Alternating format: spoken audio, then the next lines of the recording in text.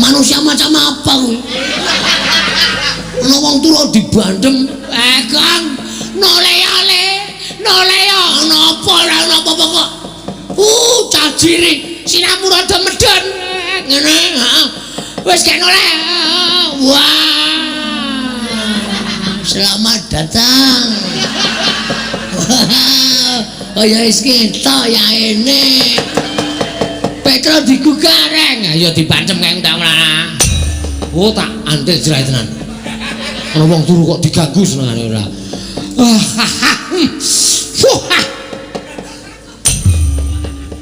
Mengo terus, mengo. Ora. Digugah kae ndak dibrakot bokonge kelong marai coy dang-idang kae kok.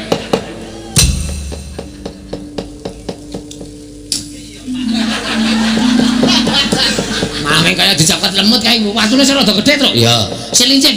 Ya. Sampeyan niku topo kok naboki?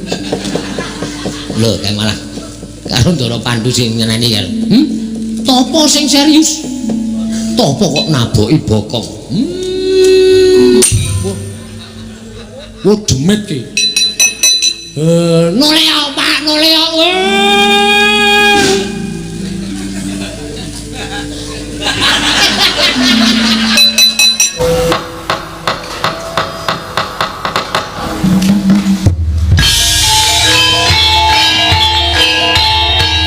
Dilanjutkan pagelaran wayang kulit semalam suntuk oleh Ki Dalang Seno Nugroho. Selamat menyaksikan.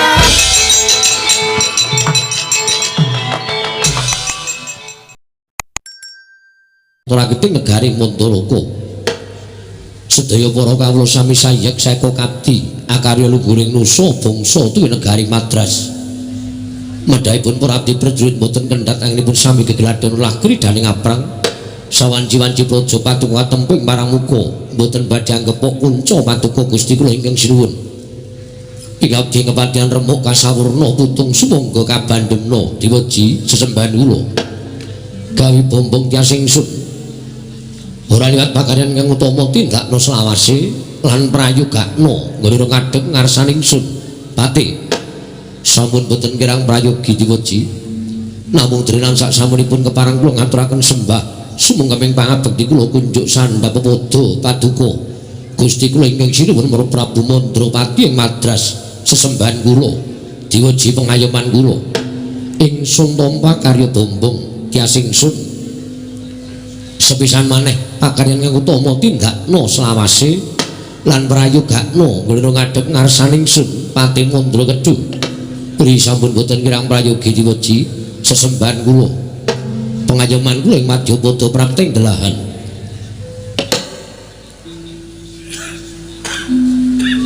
Anak Hanung Anindita bocah mursid isa mikul dur mendem jero karo wong tuwa aja mung kanteka ning pangucap nang kababaro dadi pakarti. Narasoma Atmajaku nggih bocah bagus padha satata nggon ngadhep ngarsanipun Rama nggih Narasoma. Nunamit pasang kaliman tabe tinebena nyelodoni demawahing tawang tuwang Rama Prabu. Sewu kalapatanipun ingkang putra Tadah Wadana. Dene kula kadhak milet patanggen kula ngabiyantur ngersa paduka Kanjeng Rama Prabu.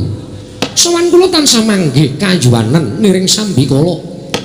Tansah pinanganing kawidadan boten manggih langsung setunggal menapa namung kepareng kula ngaturaken sembah sumangga ming pangabekti kula kunjuk sandha pepodo paduka Rama Prabu Mandrapati. Ya nggih tak tampa. Gawe bombong penggali wong tuwa ora liwat pangestuning wong tuwa tampanana. Nggih kula pundhing jimat paripik dayanana ing kasantosan. Namung dadosaken kejot raos sing manahipun ingkang putra. Dene dinten sak mangke ingkang putra kaparengaken sowan ngabyantur kersa paduka Kanjeng Rama. Rama menawi tetela badhe wonten dawuh ingkang dipun sampiraken dhateng kewajibanipun ingkang putra tumunten ambabarana ingkang sejati wonten menapa dening ingkang putra katimbalan sowan wonten ing Datulaya negari Madras menika Rama Prabu Mandrapati. Narasoma wonten timbalan ingkang jawuh pancen tak jarak dina samengko panjenengan ingsun nimbali kelawan Atmajaku ingkang banget gak tresnani Atmajaku ingkang besok bakal gumanti marang keprabaning pun Rama sira kulub Narasoma nanging luwih prayoga satata dhisik sadurunge pun Rama babarake wigatine apa ta sababe dene pun Rama nimbali kelawan sira kulub Atmajaku bocah bagus pate wonten timbalan prayoga nunggunmu ngadhep apan dina pasewakan niki mau panjenengan ora bakal ngrembug babakan negara Mandaraka ya negara Madras nanging iki mung mligi nggonku kepengin sak pejagong lawan Atmajaku Sinarasoma mulane ora ana pandangan saka panjenengan ulun sira aja nganti wani sumambung ngrembug lawan panjenengan ingsun mriki menawi sampun paduka dawuhaken badhe kula candhi nggo jimat anakku nggih Narasoma wonten timbalan Rama maju ilangno jigo kelawan pekewo Durgama Sangga Runggi maju supaya tetela nggonmu bakal nampa pangandikaning wong atuamu ing Mandaraka ya wong tuamu aku Narasoma andra ingkang puswitarum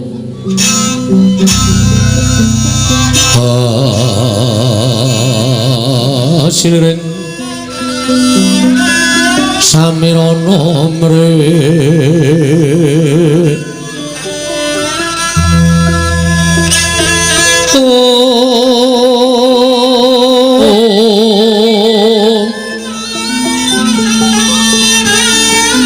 sekar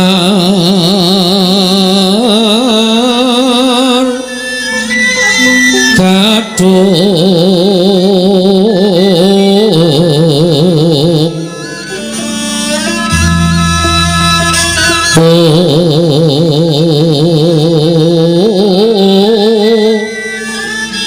ngas kandanyo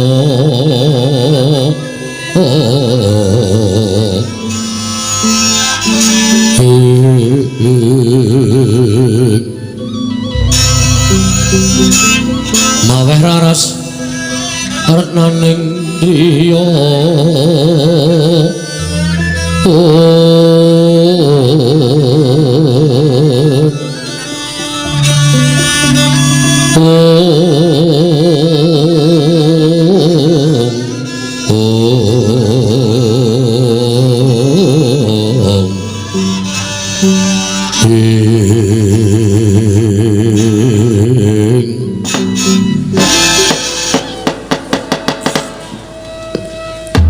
anakku nggih anakku wong Jentara anakku wong Kaloka Narasoma inggih wonten timbalan Rama jagat nganti keberbeken marang umandange nom-noman saka negara ing Madras saka negara ing Mandaraka kang aran Narasoma ya ing bab kadigdayan ya ing bab kebagusan tata krama unggah-ungguh kuwi nuduhake sawijining anak ing bisa mikul dhuwur mendem jero kelawan wong tuwa ngunggahake derajate wong tuwa sedaya menika awit panggula mentah paduka kaliyan tanpa pepindhan wajibe pancen ngono sing jeneng wong tuwa diwajibake tutur-tutur marang anak sing jeneng wong tuwa diwajibake nggula wentah kelawan anak merga wong nggula wentah anak kuwi nganti kleru nggone nggula wentah tan wurunga si bocah bakal lanjut marang juranging kanistan kanthi kaya mengkono wong tuwa ingkang ora ngerti kenthang ki muling lakon ing ora ngerti pojok plereting kanan bakal kaya dibeset raine merga saka pokal gawene anak inggih Narasoma kula wonten dawuh Rama nggonipun Rama dadi nalindra ana ing negara Mandaraka ya ing Madras wekasan negara Mandaraka dadi negara ingkang gedhe ya ing bab samu barange liyan praja nganti keberbeken marang umandanging negara ing Mandaraka nganti saksuwene Kanjeng Rama Mandrapati lenggah dampar ana ing negara ing Madras iki ora ana parang muka ingkang wani bakal anjukeng marang kawibawaning wong atuamu ora ana liyan praja nalindra liyan praja ingkang bakal wani hanggebak perang negara Mandaraka ya awit kabeh mau padha wedi marang umandangi negara Mandaraka kawulane padha urip tentrem ayem rukun majinamatan daya dinayan tunggal cipta rasa karsa lan karyane satemah uriping para kawula ora kekurangan samu barang lir inggih kena tak ibaratake Negara Mandaraka saiki lagi ngancik marang jaman kencana inggih lha kok tak kandhani yuswanipun Rama wis ora nom aku ki wis tuwa mongko wong tuwa ku menyang endi parane embane srengenge nalika mlethek saka wetan padange nganti jagat iki kepanasen tumekaning tengah nganti iso dienggo panguripaning para kawula nanging guming siring srengenge mangulon ana ing jodhok sisih kulon mung katon endahe tok sakwise kuwi bakale peteng tegese kaya lumaku ning menungsa urip ana ing alam padang kaya lakune menungsa urip ning alam padang kuwi nek wis tuwa kaya wong atuwamu Mandrapati ngene iki besok bakale aku arep menyang endi parane mung kari ngenteni marang timbalaning sing maha nasa mung kari ngenteni timbalaning marang panguwasaning jagat negara ingkang semene jembare negara ingkang semene agung lan agenge iki sapa ingkang bakal nerusake tanana liya kejaba mung sira kulub Narasoma inggih kowe ora kena duwe keparengipun Rama kabeh tampanen ternyatane pancen kudu mengkono pernataning negara menyang endi wae yen to ratu surut marang kasidan jati ingkang bakal gumantung Prabon mau putra ingkang mijil pambayut mongko sira kula kuwi anakku dene adimu Madrim mau metu wadon inggih mula negara iki bakal sira asta negara iki bakal sira asta sasurutipun Rama besok sak lengsering pun Rama negara iki tak pasrahke marang sira kulub Narasoma apik-apike wong neruske kuwi yen iso aja mung imbang nanging luwih becik ya inggih apik-apike wong neruske kuwi aja mung imbang nanging luwih becik tegese kuncaraning negara Mandaraka ingkang kaya mengkene mau diasta dening ramamu Mandrapati sesuk yen kowe wis dadi ratu kuncaraning negara Mandaraka kudu ngungkuli pun Rama ana tetembungan taruna ngungkulana bapa inggih Rama pangestu Paduka mugi saged andayanani dhateng menapa sampun Paduka dawuhaken ya pangestunipun Rama Banyumili inggih matur sembah nuwun tanpa pepindhan wong nyekel peperintahan kuwi ora entheng wong nyekel peperintahan kuwi ora entheng beda karo kawula ratu kuwi beda karo kawula yen ratu ki wong kang sinampiran nyekel kendho kenceng pernatan amis baji ning kahananing ing pundhaking ratu yen kawula ki wong kang diwenangake ngukur karo derajate kuwi kawula inggih mula bang biruning kahanan negara amis baji ning negara kuwi ning pundhaking Nalindra lah bab kaya mengkene mau ora enteng kudu ana panggala mentrak ya kuwi wewarah kawruhing kraton wewarah kawruhing kraton bener wewarah kawruhing kraton iki kudu mbok cekel nalika sesuk kowe ngasto bawa pemerintahan negara ing Mandaraka kuwi cacahe eneng 9 cacahe eneng 9 mula rungokno lan tulisen eneng rasamu utawa eneng atimu inggih siji wajibing ratu angka 2 pengageming ratu angka 3 bal pambeganing ratu angka 4 lelabuhaning ratu angka 5 kekasihing ratu angka 6 patraping ratu angka 7 gegayuhaning ratu 8 junjunganing ratu 9 bandaning ratu dieling-eling inggih ngestaken dawuh siji wajibing ratu ki aja kendhat Hanata Haniti Hamriksa lan Hamisesa kuwi kewajibaning ratu lan sabanjure pengageming ratu aja tinggal pakarti sama beda dana denda lire nadyan to kuwi wong liyan kebrayan nanging labuh tumraping negara kudu mbok ganjar sakmurwatining nek kuwi kulit daging sanak kadang mitra kawruh mongko keluputan tumrap negara kudu mbok patrapi pidondan ingkang sak bobot kalawan keluputane kuwi tembung sama beda dana denda. Angka 3 pambeganing ratu. Sipating ratu kudu bisa hamong, hamengku, hamot lan hamangkat. Angka 4 lelabaning ratu anatepana ber budi bawalaksana animpuna ing aguna amumpune ing kautamane kekasih ratu tumindak adil bener sentosa libawa. Angka 6 patraping ratu mulunggana watak lan tumindak wicaksana wiwaha wisuda lan wiguna. Angka 7 gegayuhaning ratu mersudi mrih hayu hayem hayom lan hangayani. Dening kang kaping 8 junjunganing ratu kudu bisa jejeg adeking praja katentreman kawula sambung memitran liyan praja kerukunaning bebrayan agung. Ingkang pungkasan bandaning ratu kuwi kudu duweni kasekten, kesabaran, kawaskitan lan kapinteran. Inggih. Menawi sampun paduka dawaken badhe kula candhi nggo jimat Kanjeng Rama. Bagus. Bagus. Rembugipun Rama ing angka 1 wis ndok tampa kanthi cetha. Nun inggih sampun tegese sesuk mangsa kala pun Rama lengser ke Prabon sira kuluk ndak pasrahi negara. Iki mau wis mbok tampa. Nun inggih sampun Kanjeng Rama. Bagus. Jeneng anak sing iso gawe pemarming wong tuwa, yen ana anak ingkang bangun miturut kalian wong tuwa mono. Nyadan aku isih urip nanging persasatku ya wis anguk-anguk lawanging kasuwargan.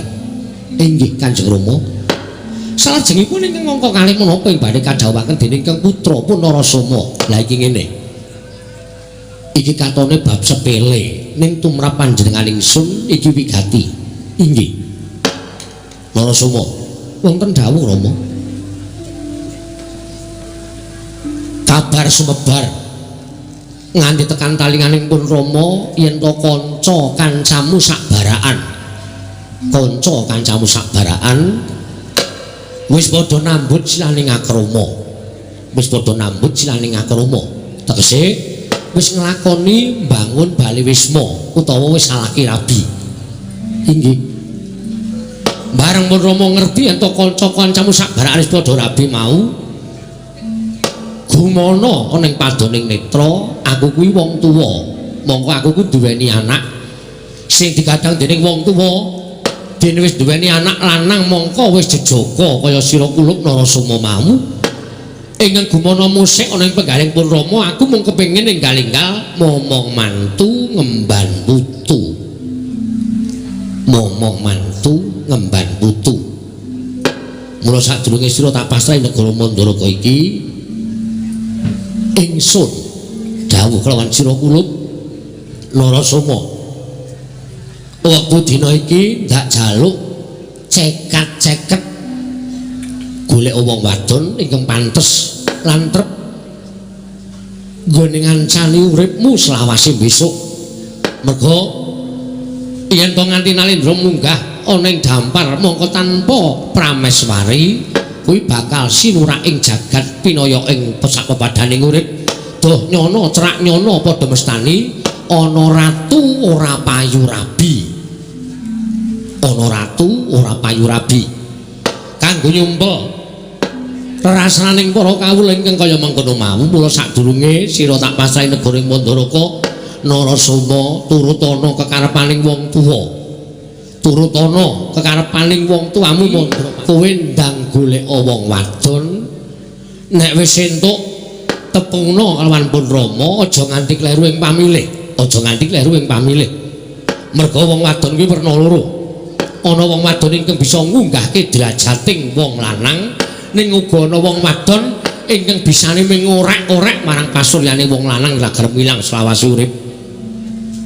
Aja nganti kleru. Inggih. Inggih. Syukur golek wong wadon sing nganggo hijab. Inggih. Kuwi iso gawe pemarenging Rama. Inggih Rama ngestaken dawuh. Ngestaken dawuh. Mula kang sangka kuwi dina samengko maragake wangsul ana pitakoning pun Rama iki sira kulup ndak gegadang enggalo Daud lawan sawijining wanita. Sapa wae pun Rama ora bakal matesi lawan nggonira golek wong wadon kinarya ruang nggonmu bakal napaki urip sak teruse. Aja ngomongake kuwi widodari, anak Nalindra, putra Nalindra, putra satriya, putra Brahmana, nadan wong loro saudon telu saurupan, wong jalma wanan nang yen to pancen nuju prana lan bisa gawe pemareming atimu sarta cocok mathuk lan gathuk lawan rasamu. Pun Rama mung bisa mengestoni. Lah saiki genti kowe matura karo Pun Rama supaya cetha nggone Pun Rama bakal nampa aturmu mau. Matura endi sing kira-kira durung cocok marang rasamu nggonmu bakal tak pasahi negara apa nggonmu bakal ndak dawuhi supaya enggal Palakrama Narasoma. Kaget risang kapirangu penanggul kinempet kempit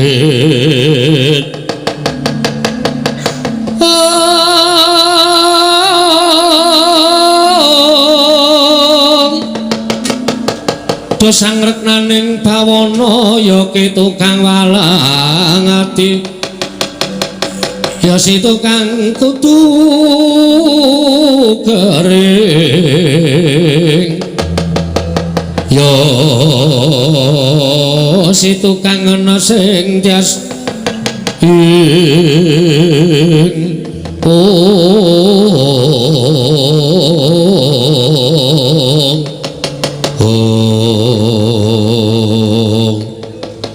Rawaing tawang tuwang lilepat nang tulamanu prawi wonten pataturipun ingkang putra kula tadah wadana Rama ora dadi ngopo dasare kowe anakku mulyan tono luputmu nggonmu menjatur kelawan Pun Rama isih gedhe palimarmaning Pun Rama tumrap sira kulup Narasoma inggih matur sembah nuwun tanpa pepindhan.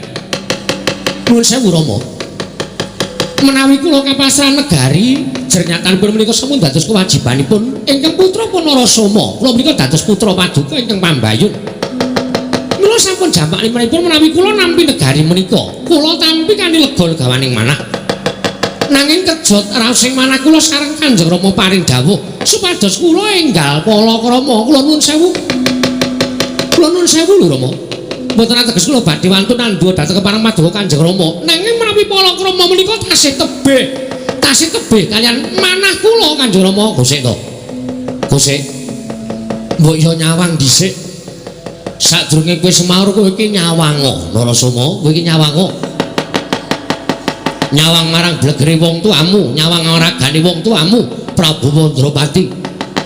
Aku wis ora bakal suwe meneh dadi ratu ning negara Mandaraka wondene ingkang kudu gumanti keprabone sira kulup Narasoma sadurunge kowe munggah dadi ratu ning Mandaraka marata kowe ndang Palakrama matur sembah nuwun tanpa pepindhan dene Kanjeng Rama paring dawuh mengaten. Nanging nuwun sewu mboten ateges kula Palakrama menika tasih tebih kok adoh piye to ya mbok ya diawe dicerake kok adoh piye kowe iki wis jejaka lho Narasoma kowe iki wis jejaka kowe iki wis pantes gandeng kalawan suwi-suwi prameswari yo besok bakal njajari lenggahmu ning negara Mandaraka. Inggih, namung nuwun sewu. Tiang rabi menika mboten sepele lho Rama. Lho, kok ora sepele piye? Tiang bangun Bale Wisma, tiang lampahi Palakrama menika mboten sepele. Ngibaratipun keplok kedah tangan kalih. Keplok kedah tangan kalih. Menawi keplok menika namung setunggal. Menika mboten badhe saged sae kawontenanipun. Mila bab menika kula kedah pilih-pilih langkung rumiyin mondene pilih-pilih menika wekdalipun mboten saged sak cepetipun Kanjeng Rama menika damanci waktu ingkang dangu. Seta. Kowe kok wangsulan ngerweteh kaya ngono karo wong tuamu to? Lah wangsulan kok le nganti kaya mengkono. Aku tak takon karo kowe. Aku sapa? Panjenengan tiyang sepuh kula. Panjenengan Rama Prabu Mandrapati. Lah gini ngerti. Anane kowe urip ning jagat kuwi mergo aku minangka sudarmamu. Lah kok dadi saiki kowe malah wani karo wong tuamu. kowe malah sajae wani karo wong tuamu aku mboten ana geswantun. Mboten ana gesan duwa. Kula namung badhe matur sejatosipun Kanjeng Rama bilih kula dereng saged mangon bale wisma. Narasoma, kowe gelem apa ora takon Rama? Yen papunten dereng saged Kanjeng Rama, kok durung iso piye? Kudu iso. Nuwun papunten dereng saged Kanjeng Rama.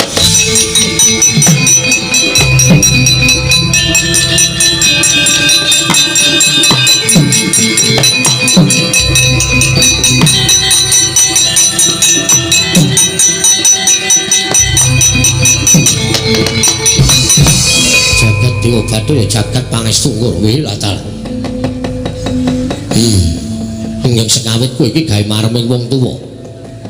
Nanging barang saya suwe rembugane lah kok tinemune kowe malah wani karo wong tuamu. Nuwun sampun. Mboten ateges kula wantun Kanjeng Rama.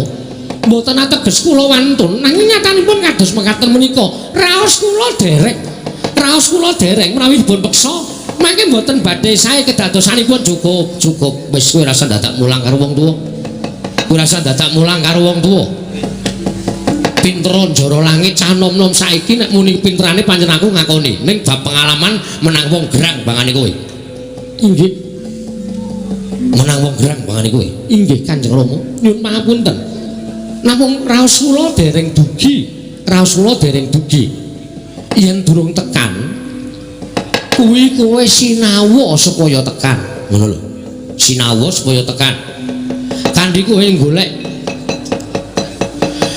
kowe golek srana utawa kancamu wong wadon diajak supaya bebarengan dijawe rasane merga tresna kuwi uriping jiwa ingkang suci. Kula kang saka kuwi dina samengko kowe tak jawuhi supaya jauh, kowe ora usah dadak wani karo wong tuwa. Kowe ora usah dadak wani karo wong tuwa, kowe dawuh po. Nyuwun pangapunten dereng saged. Narasoma, wonten dawuh. Kowe wani karo aku? Nggih, mboten Kanjeng Rama. Kowe wani karo wong tuwa? Mboten Kanjeng Rama. Nek ora wani manuta, nyuwun pangapunten mboten saged menawi bab kala krama menika mboten saged. Kula tasih kepengin piyambakan gesang wonten ing alam padang menika, tegese kurang gatekke marang dawuh wong tuwa. Tegese kurang gatekke marang yuswane ramamu Madrapati. Kowe leleh luweh marang kahananing Madrapati. Ora sudau kanggo anak sing wani karo wong tuwa, ora minggat tak bandhem dampar pecah sirahmu.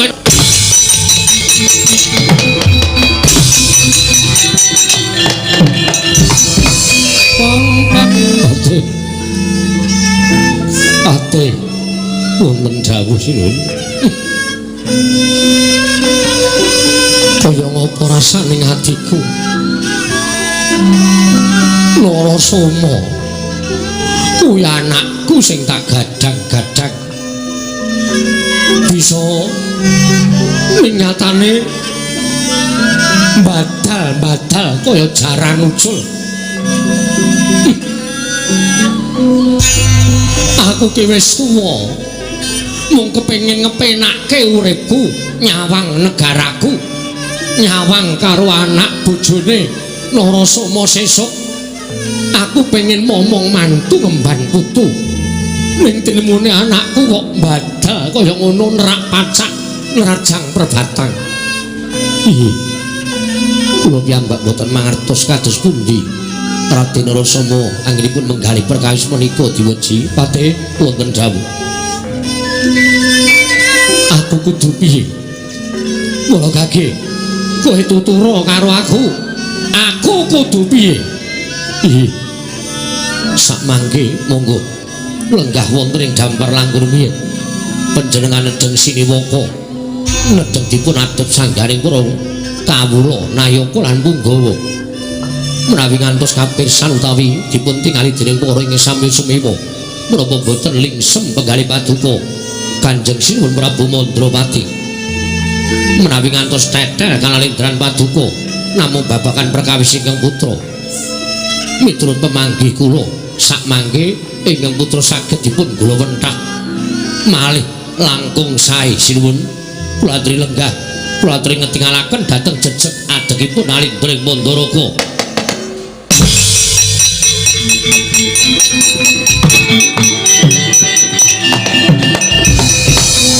jagat dewa bathur jagat pangestu ngurmati ana timbalane ngadhep wektu dina iki aja nganti wedi kangelan susulen tungkanen Sinarasoma pareng paduka jan bali marang negara Mandaraka lamun Narasoma wangkal ora gelem bali marang negara Mandaraka mangsa bareng tak paringi purba wasesa nggone bakal gawe srana supaya Narasoma gelem bali marang negara Mandaraka kawula nrestaken dawuh yen pamit matal pasilan sing ati-ati aja kaya bocah cilik babar pisan bubarno kang padha seba jenenge Sun Kundur Kedaton kawula yen pamit matal pasilan jinuwun kaya wis ora ana dawuh maneh Patih purna gatining pananggilan salsa Kundur Kedaton jeluk saking dampar ketana kinapit gambaran gading kadhiraken sanggaring Promban Cedi manggung ketanggung Japa Paloro ingin sami ngampil batraning Prabot kawis tengah saking Mandra tindak nyosri Nararata kakiron saking Mandra kaya gumebyar candrane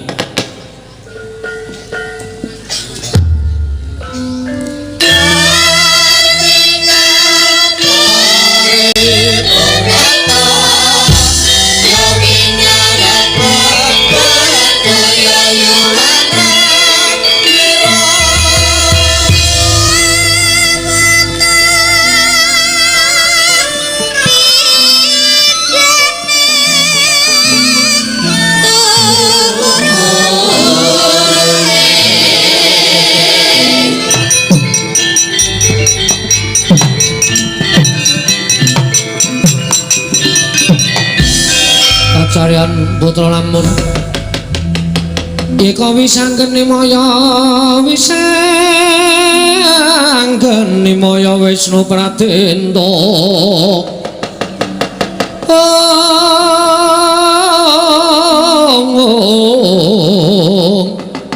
wisanggeni maya Wisnu Pratenta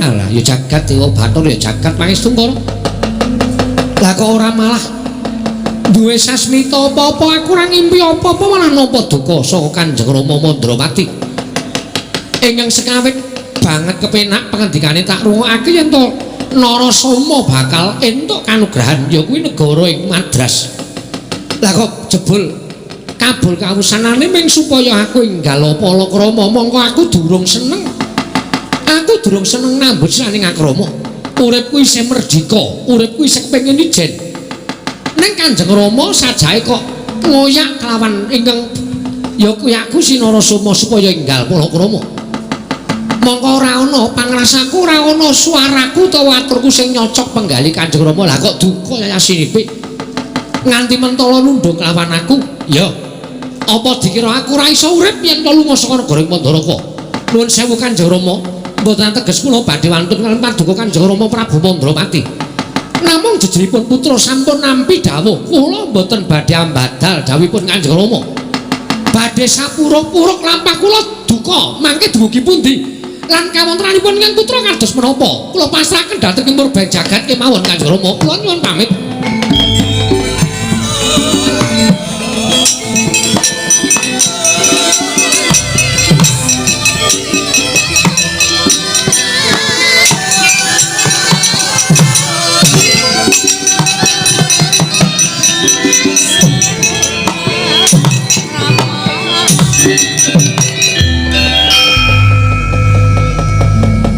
nuwun sewu Raden paripaksa kula ingkang nungka dhateng timbahipun Raden Narasoma wanter dawuh timbalanipun ingkang Rama dene ngabdi kepatihan kedah saged hamboyong jengandika Raden kundur wonten negari Mandaraka inggih wonten ing negari Madras Raden Narasoma sampun negaken dhateng Rama ingkang Rama menika sampun keladu yuswa sampun ngantos jengandika nilar negari Mandaraka Raden kula ingkang nungka dhateng panjenenganipun Raden Narasoma kula nyuwun mapunten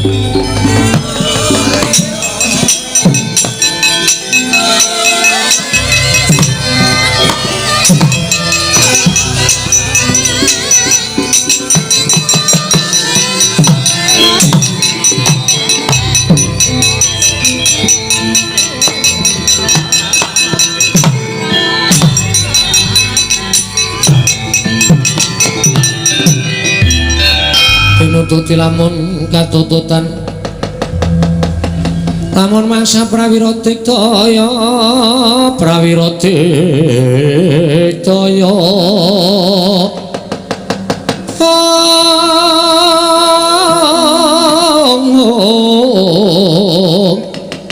orang kono magawe gelari rawang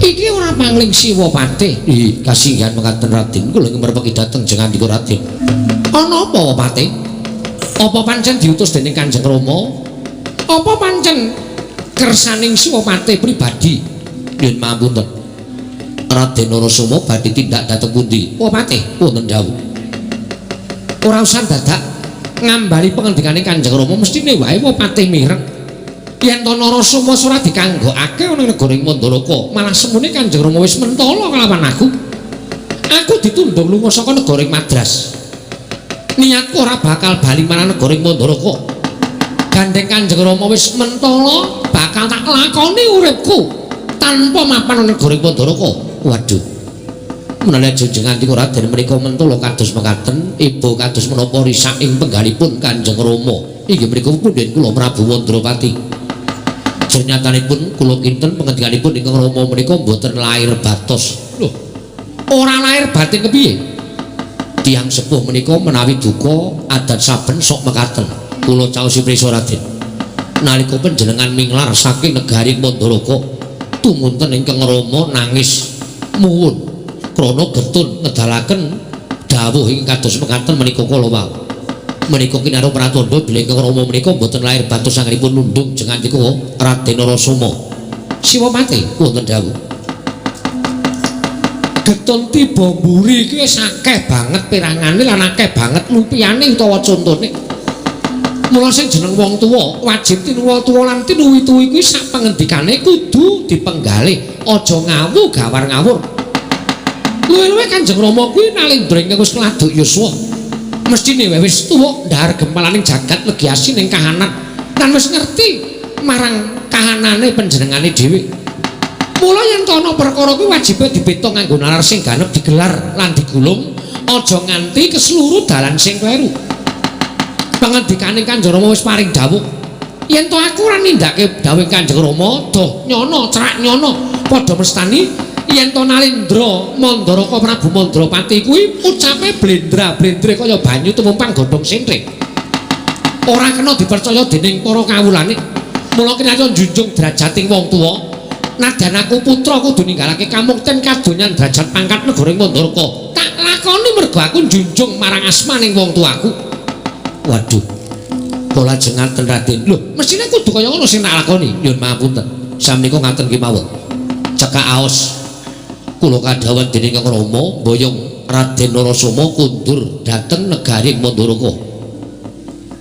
Kadhawuhan Kanjeng Rama mboyong aku kundur ing Mandaraka kasinggihan mekaten. Saiki ngene. Genti tak takoni.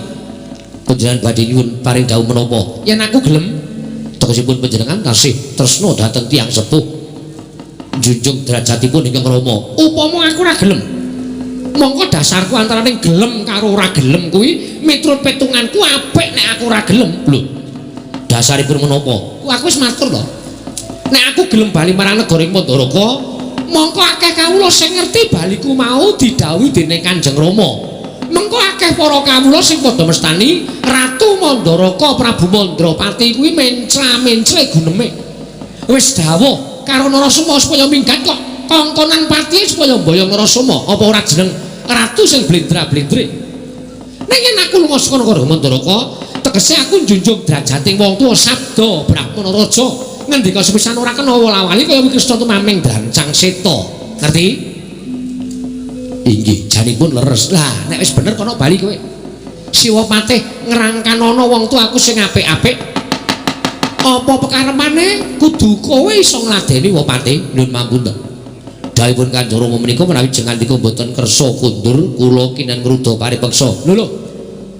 Kose to? Ngrudha paripeksa kanthi dasar panjenengan boten kurun kundur. Ngrudha paripeksa tegese piye? Kula kedah meksa dhateng panjenenganipun Raden Narasoma. Arep njajal Narasoma kok. Iya. Wapate arep jajal Rasama. Nek pancen Wapate kepengin jajal putra Mandaraka putraning Prabu Mandrapati, ayo aja ndodok kaya wong wadon pepinjungan. Ngadeka jejeg padha karo Narasama. Jaja muntap lir kerta buka wae asinipe. Netra kucandir. Oh, nuwun sewu Raden, tak jabel basaku. Diwasaku mbasani wekal karo sampeyan ning nyatane wong tuwa kaya patih kaya ngene iki ping dianggep dadi wong dolanan. Lho, aku ora nganggep kowe dolanan, Wa Patih. Ning aku mung matur karo Wa Patih. Ayo, nang kene ditemtokke. Yen menang Wa Patih, aku boyongan ning Mandaraka. Nanging yen aku sing menang, nuwun sewu lho. Yen aku gawe wiranging wong tuwa, ndak aturi tata-tata. Aku ing kembang ngrangkek Raden Narasama. Monggo, Wa Patih, tak ladeni sagedhengmu legane atiku.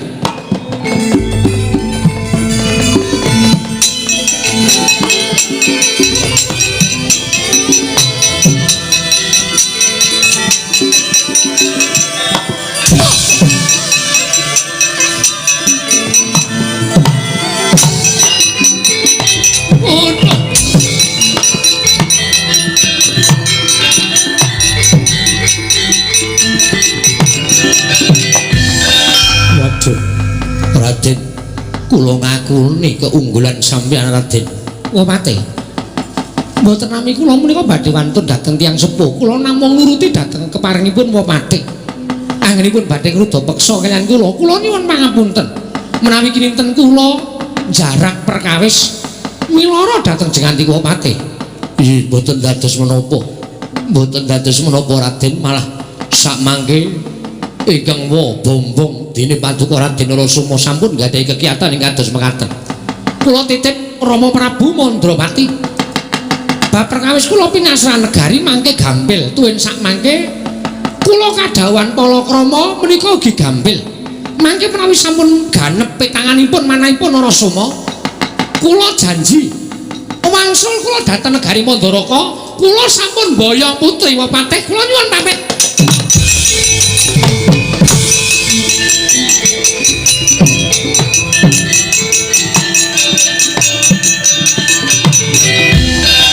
Jagat Dewa Bathara atos kaya watu kekarepaning Anggir Narasama.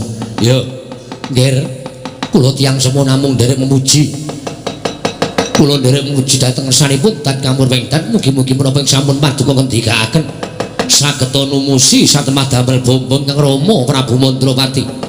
Kundur jengandika Raden kula antu-antu samangke dados semban kula sak lengseripun ingkang Rama Prabu Mandrapati Raden Narasama.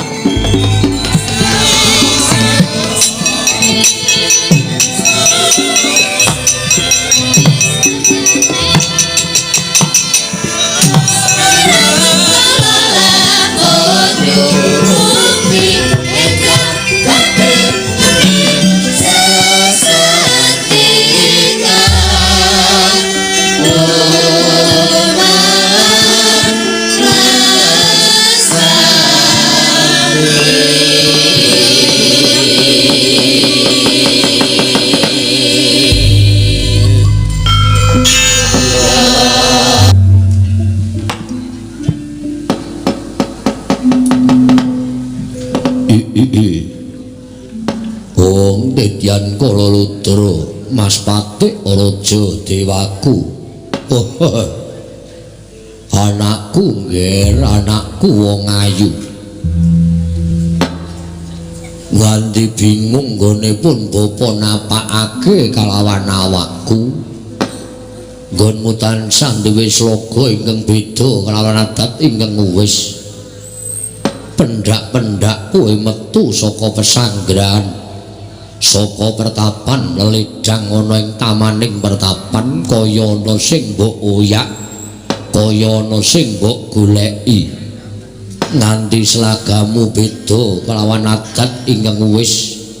Setyawati, Pujawati, lan karepmu piye, gegayuhmu apa? Gandeng kowe isih duwe wong tuwa, aja sok ngiwakake marang wong tuamu matura apa ingkang mbok singetake ana ing ceceking rasamu gage kowe prasaja karo bapakmu aku Bagaspati Setyawati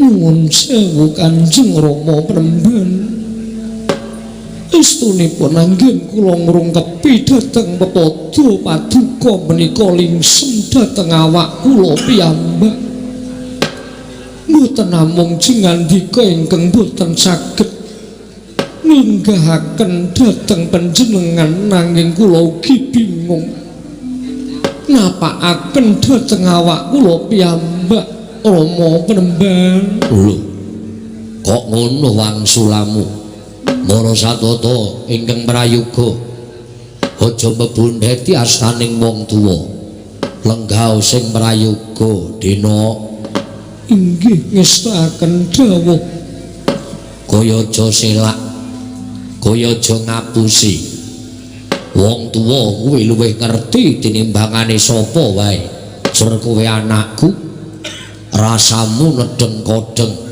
rasamu lagi bingung kenganglangan bingleng disababake ana bab ingkang mbok penggalih sarta ingkang mbok petung Marajaba yen pancen kowe duwe penjaluk waton bapakmu iso mituruti penjalukmu apa bakal tak sembadani wirang kelawan wong-wong kiwa tengen ana ing pertapan ngarga belah yen to Bagaspati ora bisa nuruti karepe anakku wadon Setyawati Rama Pramban sawetawis kula badhe munjuk atur ya kowe arep matur apa estunipun manah kula kabebidung dingin pasumpenan Rama Pramban oh lah dalah titiyoni gandayani puspa tajem wancine dhewe-dhewe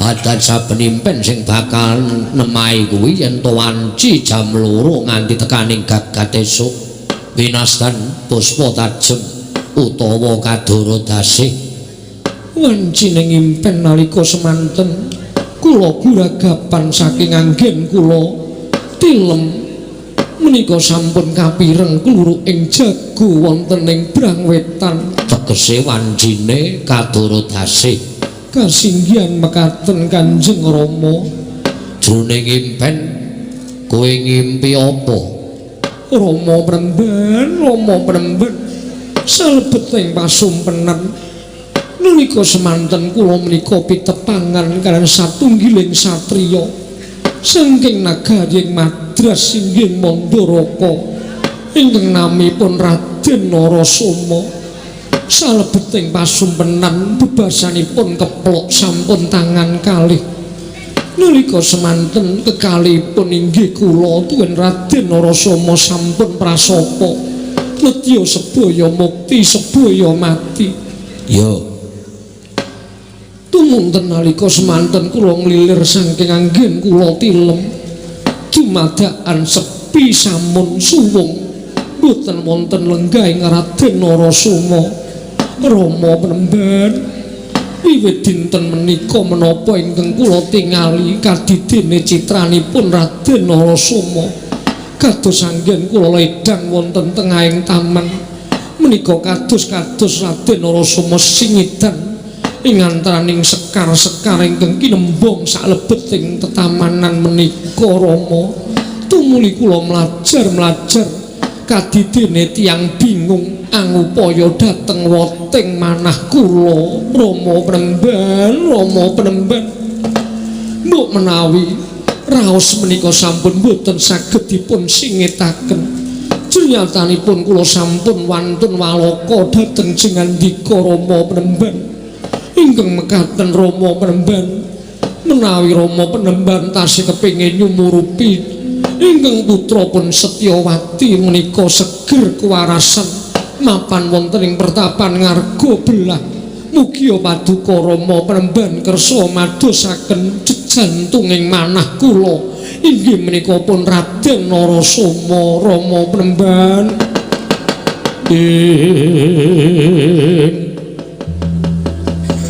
Pandhita kang kirari wangsip pindha kumbang ngajabing tawang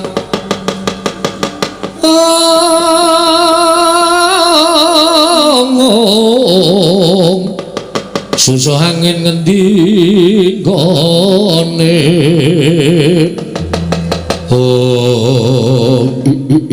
latala wong Detyan kala lutra Mas Patik Raja Dewaku larak tenan to ora bakal bisa goroh karo wong tuamu nyatane ana sing mbok delikke lan mbok gembol ana jroning atimu lah bener antamaning penggaling pun Rama yen to anakku wadon lagi kaprawasa marang rusaning rasa tresna ngandhi kowe matur kelawan pun Rama yen to wis ketemu karo sawijining satriya kang aran Raden Narasoma atmajaning nalindring Mandaraka Setyawati kabagyanmu ya kabagyaning pun Rama yen to nganti kowe nandhang susah aku ya ngrasakake ora kepenak nggonku nglakoni urip mula apa sing dadi penjalukmu mesti bakal tak udaneni sarta bakal tak sembadani Setyawati tunggunen sawetara wektu tak golekane sing jeneng Raden Narasoma tak boyonge marang pertapan ngarga belah yen to pancen Raden Narasoma iki mengko kersa rawuh ning ngarga belah yen ngono pancen pesti jodohmu kowe bakal dhaup karo putri utawa putra negara Madras nanging yen to pun Rama ora iso nemokake Raden Narasoma Cahayu kowe aja gelo rasamu jagat iki digelar ora mung sak godhong kelor wong lanang piye wae akeh mula kang sangka kuwi dina iki aku njaluk pamit tunggunen pertapan ngarga belah sawetara wektu pun Rama hak budal ngupaya Raden Narasoma Rama kundur paduka Kanjeng Rama Penemban ora nganti Raden Narasoma nyuwun pangapura ateges panjenengan sampun wentala nyumurupi kesangseaning gesangipun Setyawati aja ngono menungsa diwenangake budidaya ning garis sing pesthi gumantung marang purbaning dat kang urwegdat wis aja walang ati rasamu tunggunen sawetara aku tak budal golek Raden Narasoma sembah kula ingkang gumiring Jengkar Paduka Rama Penemban yo Setyawati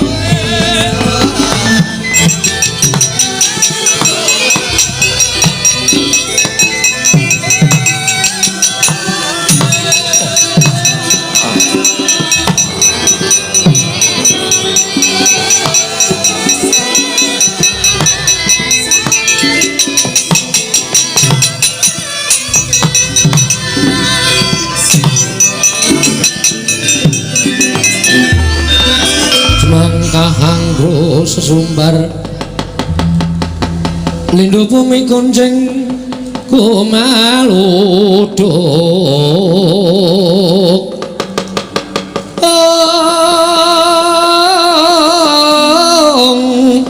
kumaluduk guntur ketup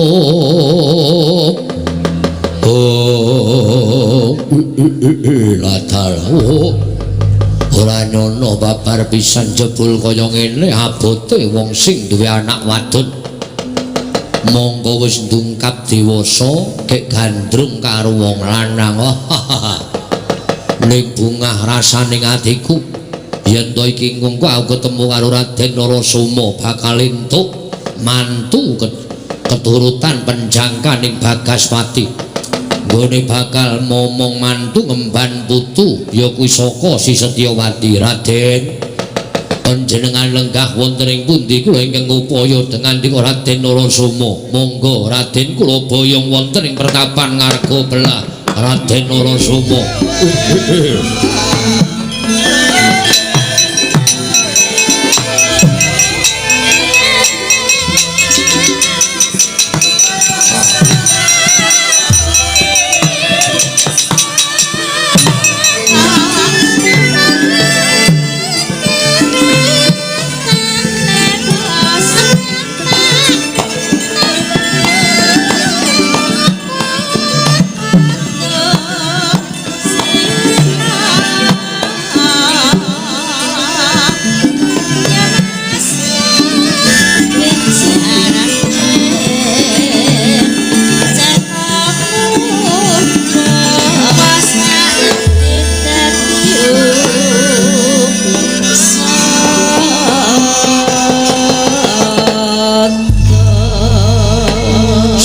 Raden Prayitna Semuriris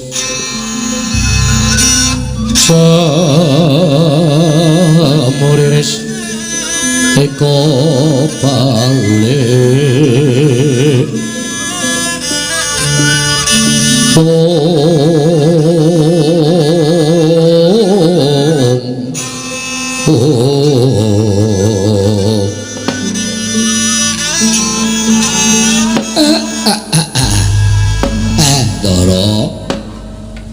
Napa to Gus? Masuryanipun kok kati ngarengu. Sajak nawung sungkawa, Den, kula nyadhong dawuh Ndara. Ndara kepareng kula cemadhong dawuh ingkang ngabdi pun nala gareng. Gus enten napa kok sungkawa, Ndara Pandhu? Enten napa Ndara kok sungkawa, Gus? Kakang Semar. Dalem rumangsa Rudra penggalihku bingung mergo kepinginan ingkang tan bangkit bisa kasembadan mangkriyen tembung sampean kok kaya ngoten Gus monggo napa to sing dipenggalih nek dikeparengake Semar cumadung dawuh kula nyadong timbalanipun Ndara Pandhu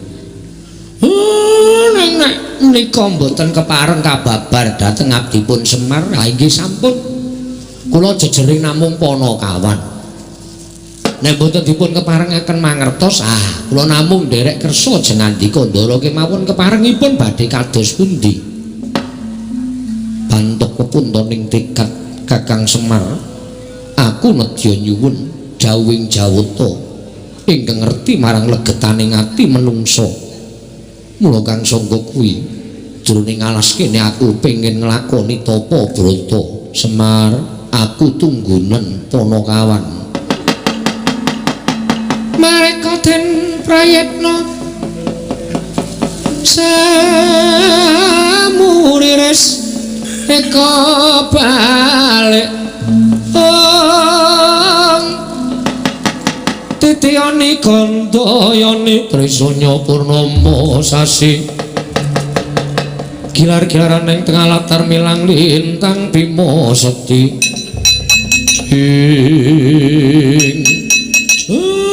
kowe do krungu ora daramu nglakoni tapa brata supaya entuk wenganing Gusti wenganing dewa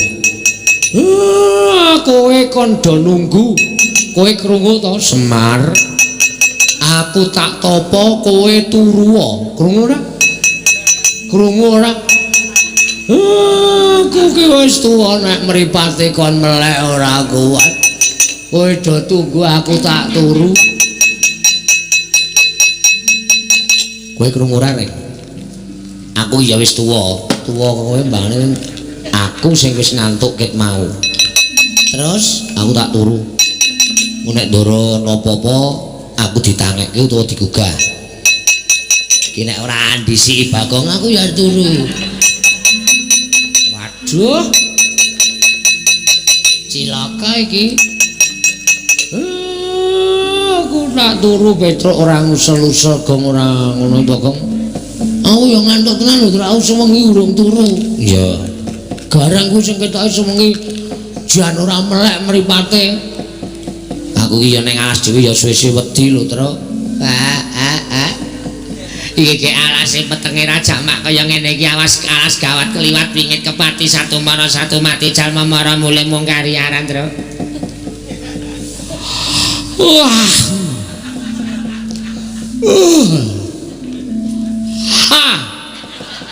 Iki ngopo kaya wahing cangkemku ki ngono kuwi. Oh ya wis. Tru. Mbok ya omong-omongan kene iki wae jagongan rembug apa ta apa? Ora turu kaya ngene gah aku, Tru. Ngantuk aku, Reng. Tenan aku kesel banget aku minggu kerja bakti.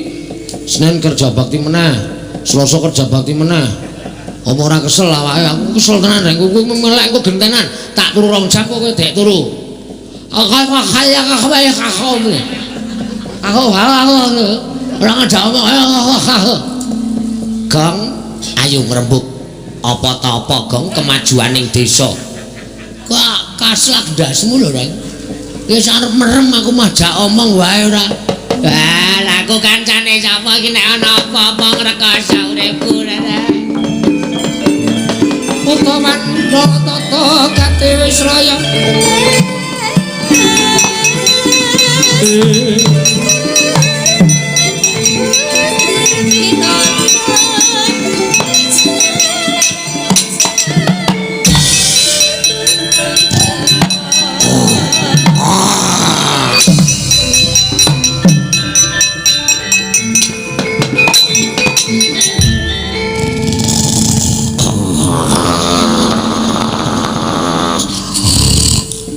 Trak.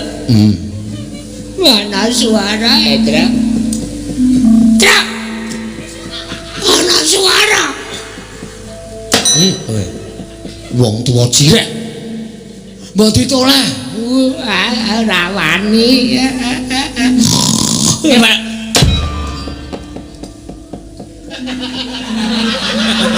Manusia macam apa kuwi? Ana wong tuwa dibandem. Kang, noleyale napa ora ana apa-apa kok. Cajiri Sinamu rada medhon. Ngene, heeh. Wis gek noleh. Wah. Selamat datang. Oh ya wis ketok ya ini.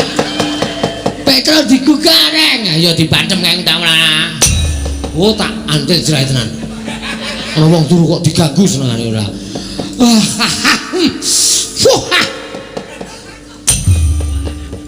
Mengoh Tru. Mengoh. Ora. Enggak kae ndak dibrakot bokonge kelong marai iso edang-edang kae kok.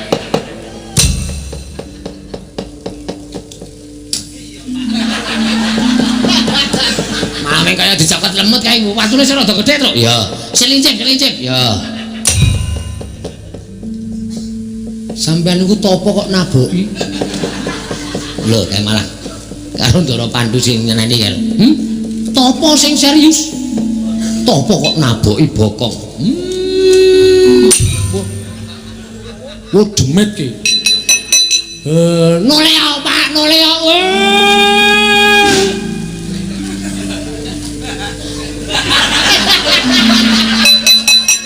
Ono kawane ora ono gaglak dadi cadung panganku kowe Den.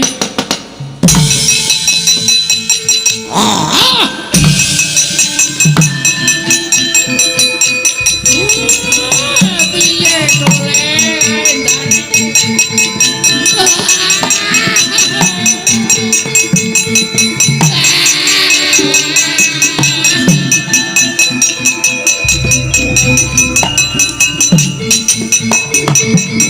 Lah kok dadi eneng macan semono gedene kowe do mlayu ndaramu disaut.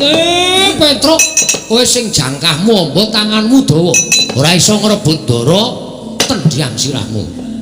Wis mangsa boro kok. Aku arep ngasuh. Kudu wong tuwa tak plinteng saka kene. Aku Mas Rai aku. Petruk ora iso ngrebut macan. Ajian. Reng, Ngapa ya, Tru? ndara direbut. Aku ngantuk telung bengi rung turu. wis kraja kok aku. Ndara direbut. Ora iso ngrebut dudu adine Gareng. Aku arep ngantem sapa iki? Wis kentekan uang Truk. Rene, Ya. macan tak oyake. Oh ya, wani apa kowe? Mung macan ya. Kecil. Oh ya. Wah, kene ngingu kuku barang kowe kok iki. Ini nggo nyuwak matamu. Ora karo wong tuwa kok. Terus piye? Golek glugu Truk. Nggo ngopo? Wis to? Ya.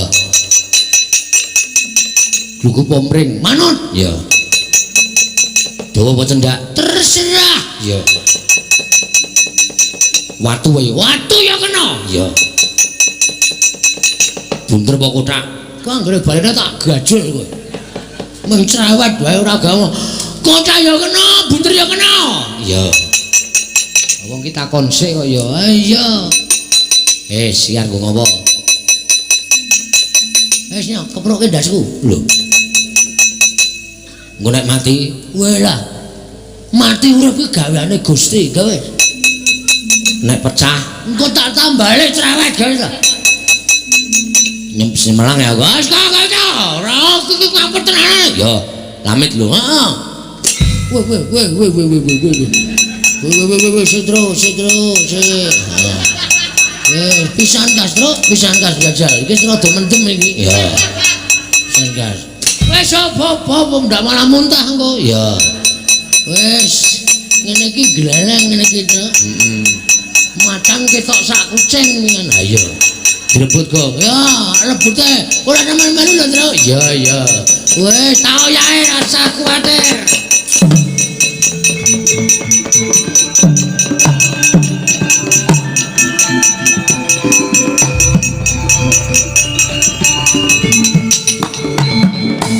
Kok balik kong keseseken. Oh iya.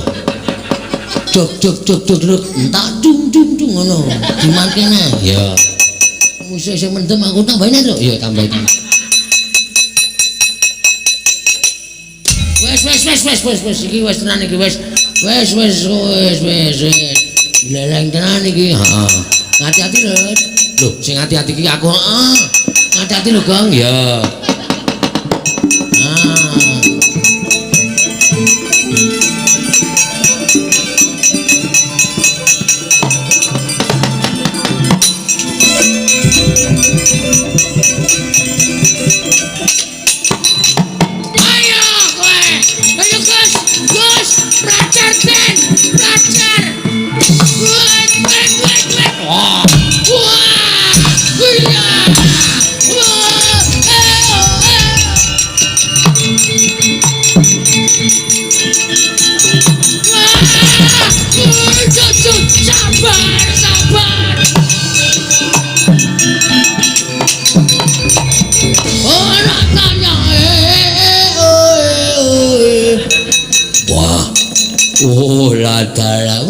Macane iso berbicara. Yo, aku iso omong. Sopo iki wong kendel banget aku. Alon bae. Ayo mah aku ayo. Nah, ngene iki penak numpak kok gedabikan. Numpak iki dinikmati.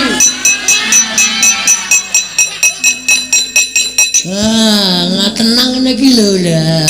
Sopo kowe? Hah? Sopo? Aku apa? Renaldi. Randeng aku Bagong. Bagong? Heeh. Kowe sapa? Sardula Seta. Waduh. Serem. Sardula Seta. Kowe arep mangan bendaraku. Aku ngelik. Aku golek pangan. Kowe kok numpak karo aku. Mangane sing numpak? Aku macan kok tak tumpaki. Aku kena numpak sak-sake kok. Sapa sing gelem tak tumpakin aku. Aja edan. Tenan ora edan. Medun. Meduno. Wega aku lagi sedina kaya kon medun iki ngopo ya? Meduno. Ora medun tak uncalke tak kipatke. Kowe kuntal ketatap watu sirahmu pecah tak pangan. Wis panganan wae. Wis aku dasare urip ya jelek. Menggo permainan gareng ropeter. Wis patenan wae ora masalah aku. Ora owel karo nyawamu. Owel ngapa nyawa ora le utang ora le njaluk kok. Misal derma urip kok owel. Oh la dalah ora la dalah iki serius. Ya wis kowe medun sik. Medun gelem aku ning kowe aja ndelok aku lho. Lho sebabe aku isin. Kok isin ngopo? Rupaku ki elek.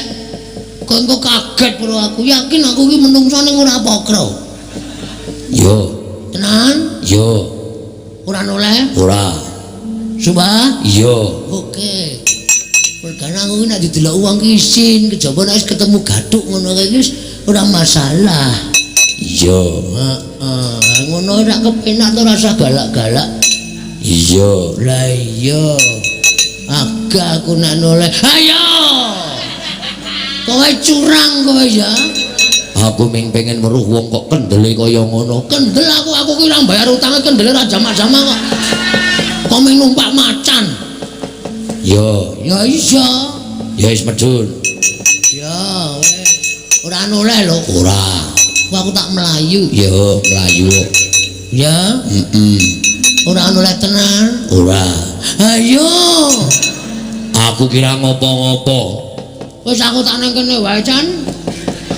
Males aku medun. Ku tak uncalke. Wis uncalno wae wis terserah. Arep tok pateni ya sangaremu, arep tok uncalke sangar. Arep tok pangan nek kowe doyan dagingku sangaremu. Ya, aja nganti lara ati karo aku ora.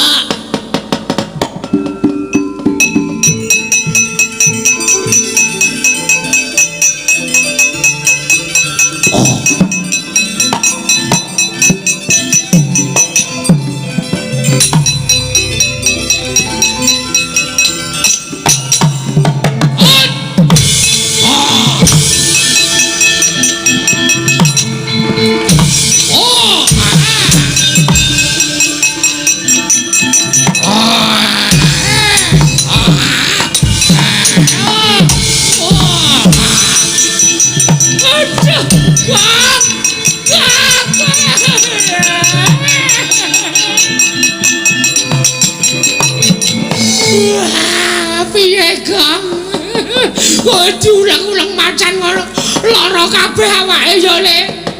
Ora rasane piye Gong? Biasa ketemu kanca lawas kaya Jan. Lho iki wong apa? Wong tenan. Jika nek ora sambat babar blas alar sambat jar ngopo?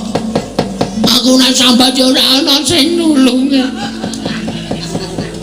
Tiwas sambat ora ana sing peduli karo aku.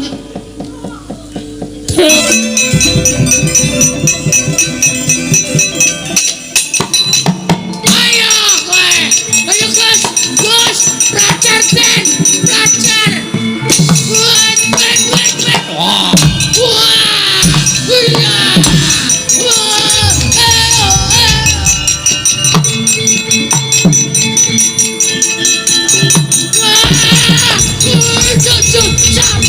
Sabar. Ora tanya. Wah. Oh, ladara. Wera, macane iso berbicara. Yo, aku iso omong. Sopo iki wong kendel banget aku. Alon bae. Ayo mah aku ayo.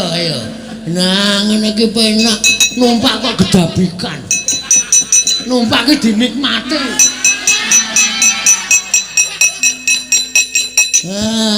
Tenang ngene iki lho lah. Sopo kowe? Hah? Sopo? Aku wae.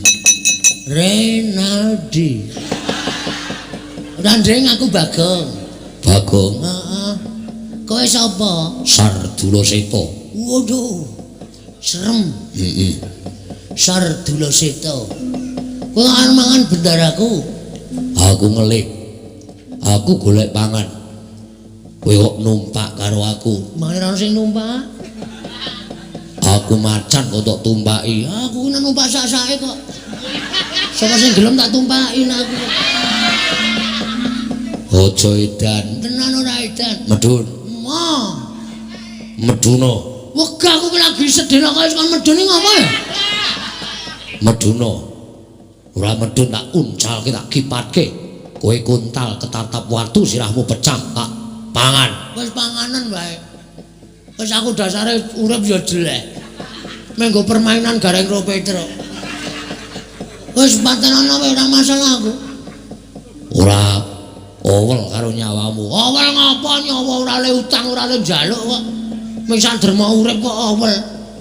Oh, ladala ora ladala iki serius. Ya wis kowe medun sik. Medun.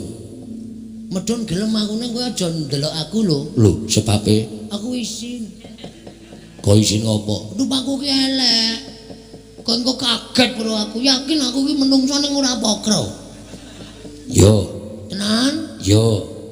Ora noleh? Ora. Sumpah? Iya. Oke.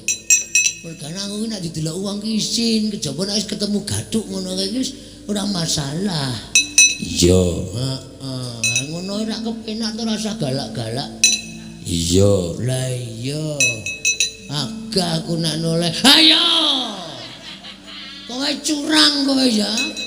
Aku ming pengen weruh wong kok kendele kaya ngono. Kendel aku ki ora bayar utange kendele ra jamak-jamak kok. Kok ming numpak macan. Ya, Ya iya. ya wis medun. Ya wis. Ora noleh lho. Ora. Kok aku tak melayu. Ya, mlayu. Ya. Ora noleh tenan. Ora. Ayo. Aku kira ngopo-ngopo. Wis aku tak nang kene wae, Can. Males aku medun. Ku tak uncalke. Wis uncalno wae wis terserah. Arep tok pateni ya sangarepmu, arep tok uncalke saka. Arep tok pangan nek kowe doyan dagingku sangarepmu. Ya, aja nganti lara ati karo aku. Ora.